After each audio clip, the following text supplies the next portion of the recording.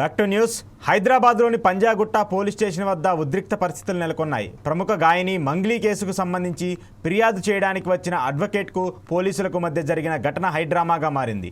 మంగ్లీ కేసులో బాధితుల తరపున ఫిర్యాదు చేయడానికి అడ్వకేట్ సుబ్బారావు పోలీస్ స్టేషన్కు వచ్చారు. అయితే ఈ బాధితుల వెంట తీసుకొచ్చేస్తేనే ఫిర్యాదు స్వీకరిస్తామని ఇన్స్పెక్టర్ స్పష్టం చేశారు.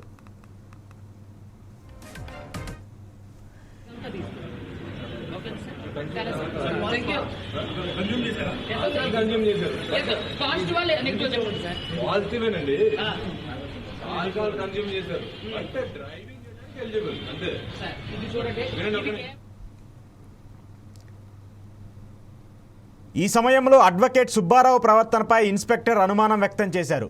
ఆయన మద్యం సేవించారా లేదా అనే విషయాన్ని నిర్ధారించేందుకు డ్రంక్ అండ్ డ్రైవ్ టెస్ట్ చేయాలని నిర్ణయించుకున్నారు. టెస్ట్ చేసిన తర్వాత మాత్రమే స్టేషన్లోకి అనుమతిస్తామని పోలీసులు తెలిపారు. దీంతో అక్కడ కాసేపు ఉద్రిక్త వాతావరణం చోటు చేసుకుంది. పక్కదారి పట్టించడానికి ఆల్కహాల్ టెస్ట్ అనేది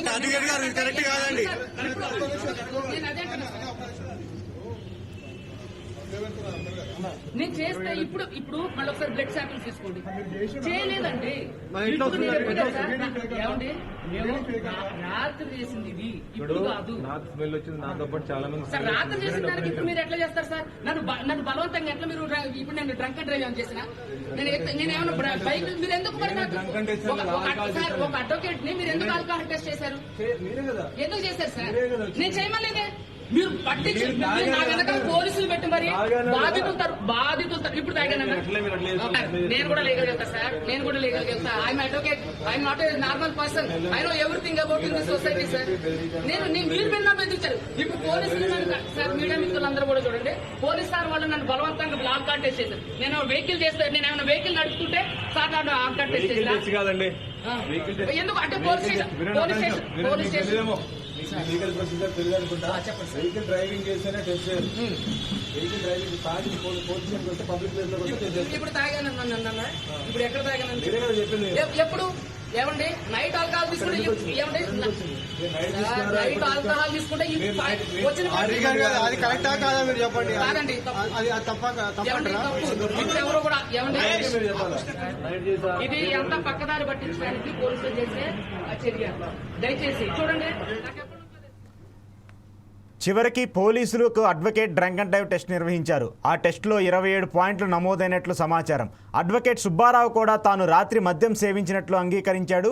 ఈ ఘటనలో పంజాగుట్ట పోలీస్ స్టేషన్లో కాసేపు గందరగోళం నెలకొంది. అక్కడికి వచ్చిన ఇతరులు కూడా ఈ పరిణామాలన్నింటినీ గమనించారు.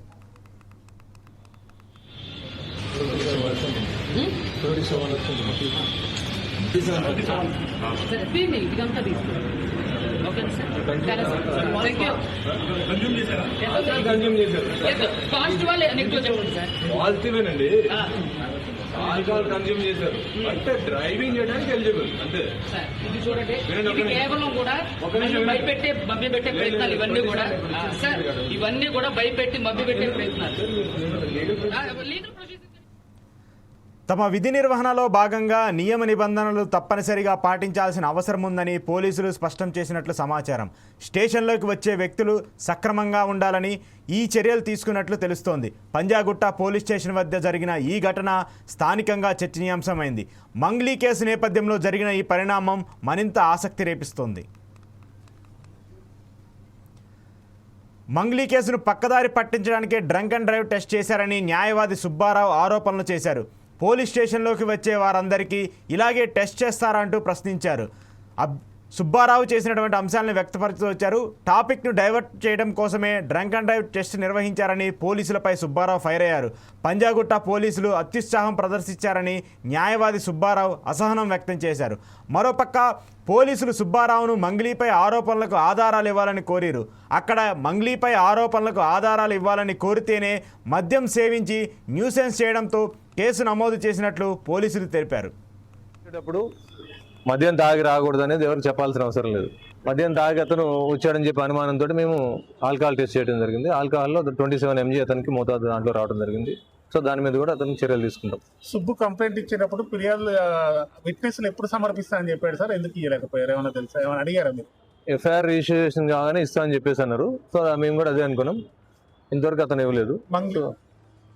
మంగ్లీ ఏమైనా ఆధారాలు సమర్పిస్తారని చెప్పారు. మంగ్లీ ఇచ్చిన కంప్లైంట్ ఇచ్చారు. కంప్లైంట్ ఇచ్చిన తర్వాత దాని మీద మేము లీగల్ ఒపీనియన్ తీసుకొని ఏ విధంగా ప్రొసీడ్ కావాలని చెప్పేసి వెయిట్ చేస్తున్నాం. సుబ్బారావు ఆరోపణలకు సంబంధించి ఈ ఆర్థిక లావాదేవీలకు సంబంధించిన అంశం మాత్రం పంజగుట్ట పోలీస్ స్టేషన్ తో ఎలాంటి సంబంధం లేదా? లేదు, పంజాగుట్ట పోలీస్ స్టేషన్ ఆ మైక్రో ఫైనాన్స్ సంబంధించిన దాంట్లో పెట్టుబడి పెట్టిన విషయాలు కానీ మాకు ఎటువంటి ఫిర్యాదు రావడం కానీ ఆ పరిధి కూడా మా దాంట్లో రాలేదు. ఒకవేళ మాకు కనుక కంప్లైంట్ కనుక ఇస్తే కన్సర్న్ పోలీస్ స్టేషన్ దాన్ని ఫార్వర్డ్ చేయడం జరుగుతుంది.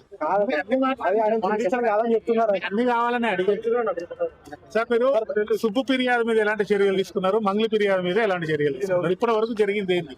ఎవరైనా ఎవిడెన్స్ సమర్పించారా? సుబ్బారావు గారు వారం రోజుల క్రితం మాకు పోలీస్ స్టేషన్లో కంప్లైంట్ ఇవ్వడం జరిగింది.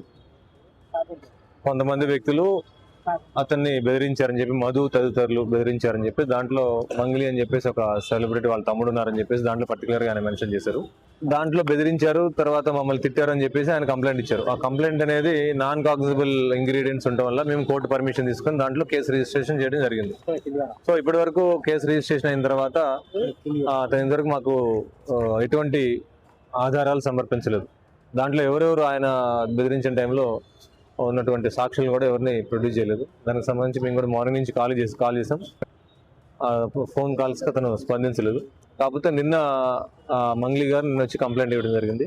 సత్యావతి మంగ్లీ ఆ కంప్లైంట్ ఇచ్చిన దాని ప్రకారం కూడా మేము కంప్లైంట్ తీసుకొని దాని మీద లీగల్ ఒపీనియన్ కోసం పెట్టామది. సాటర్డే భయభ్రాంతులు గురి చేయడం కాదు. పోలీస్ స్టేషన్ అనేది పబ్లిక్ ప్లేస్. ఇక్కడికి ఒక డిసిప్లిన్ గా రావాల్సి ఉంటుంది. ఎక్కడైనా సరే పబ్లిక్ ప్లేస్ ఎక్కడైనా కూడా వేరే ఫిర్యాదుదారులు ఉంటారు, చాలా మంది ఇక్కడికి వస్తారు. కాబట్టి ఇక్కడ ఒక పద్ధతిగా రావడం జరుగుతుంది. మోర్ ఓవర్ ఇక్కడ అంతా పోలీస్ స్టేషన్ అనేది ఒక ఇంపార్టెంట్ ప్లేస్.